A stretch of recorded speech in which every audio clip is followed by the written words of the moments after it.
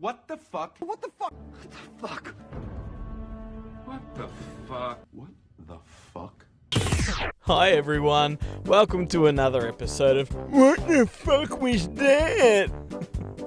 A micro podcast where I lose my shit and flip my lid over some of cinema's most pathetic, fucking awful, and downright disgraceful. Did you ever see that movie, A Few Best Men? It was an Aussie comedy directed by Stephen Elliott, that guy who made Priscilla, Queen of the Desert. It was a mildly amusing, lowbrow comedy about some guy's wedding. He had stupid mates. They were all trying to out-American pie each other to a moderately amusing effect, but it pretty much tanked at the box office and it performed poorly on DVD. But nevertheless, some retards have decided that a sequel was in order. With Elliot out of the picture, the task of making this follow-up was left to some guy named Mark Lamprell, whose previous films include My Mother Frank and Goddess. So it's astonishing to think that a guy with this talent would so much as dip his toes in this festering septic tank. It's a fucking bad movie. Like, really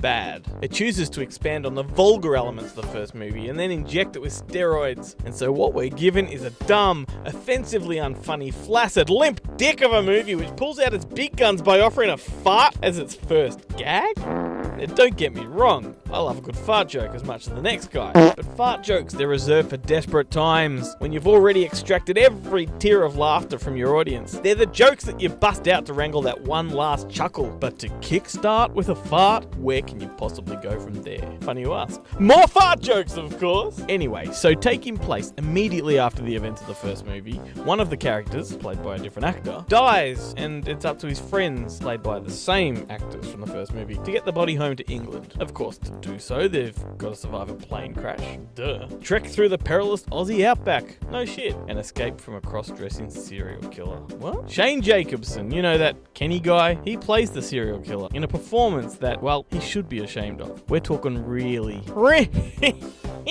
bad shit. I mean, he peaked with Kenny. And granted, he's done some pretty cool things for the Australian cinema since then. Well, fuck me dead. This should have been career-ending stuff right here. Why he isn't back in that septic tank up to his face in human shit is beyond me. Jeremy Sims, Deborah Malman, Lynette Coran, just some of the other names that you really don't care about who also appear in the movie.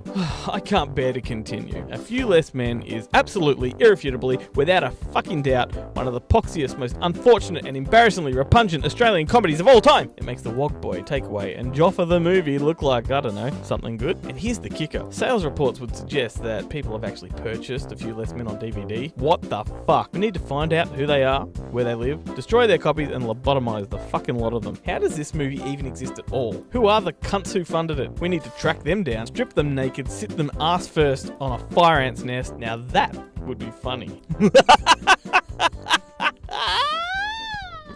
You have reached the end of this episode. Please find us on Facebook, Twitter, Podbean, Stitcher, iTunes, and fakeshemp.net. What the fuck?